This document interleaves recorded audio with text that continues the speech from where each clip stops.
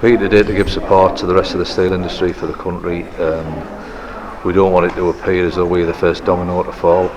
The state of the industry is pretty poor at the moment with the dumping of steel from China.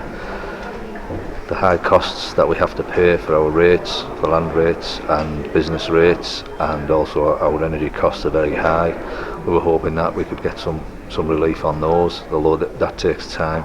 I think the industry is in a state now where it needs something doing rapidly, because the speed of the closure of an SSI was phenomenal. It was really, really brutal. It just closed in a matter of days. It went from a fully functioning plant producing steel, producing real good quality steel, that we were breaking records, making more than we'd ever done before, and we just shut virtually overnight, and then the company just folded. And I think we need to get some support from our industry. It's a very important industry, and I really don't think that they get that. I think they think that things will all be all right, that they only seem to be interested in moving money around. They don't seem to be interested in people actually making things, and that's what made this country great. And I think the risk is that that's all going to disappear, and we're going to be relying on foreign imports of everything eventually. So what is the sort of sense in your community right now? What are the fears? I think everybody's nervous. I think everybody kind of has seen this happen a lot over the years. We, as somebody mentioned earlier, steel goes through peaks and troughs.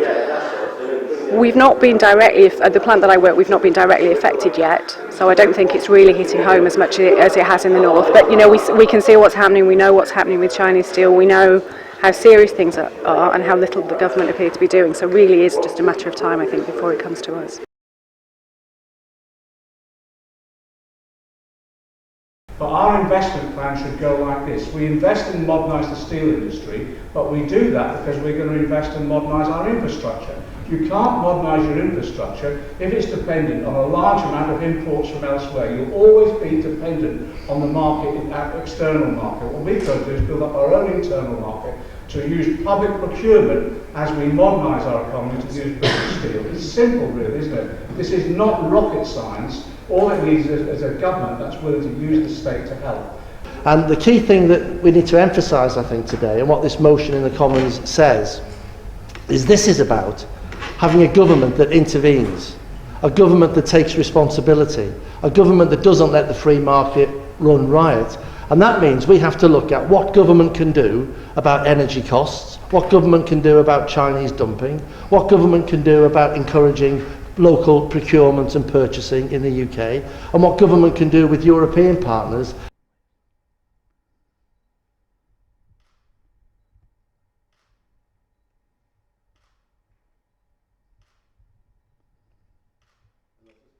What are the fears in the Scunthorpe community right now? I mean, I think I can speak for a lot of the families. I mean, I'm married with a young family with a mortgage. You know, none of us really know what's going to happen. They've announced there's 900 to go.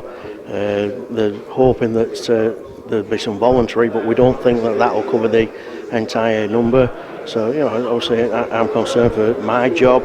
My wife's concerned for her job because she works within the local community. You know, whether we'll lose our house, whether I'll be able to find work anywhere else, because of the skill sectors around Scunthorpe and the lack of industry, especially when steelworks goes. Will I have to travel? You know, will I have to work away? You know, all things like that. It's a day-to-day worry.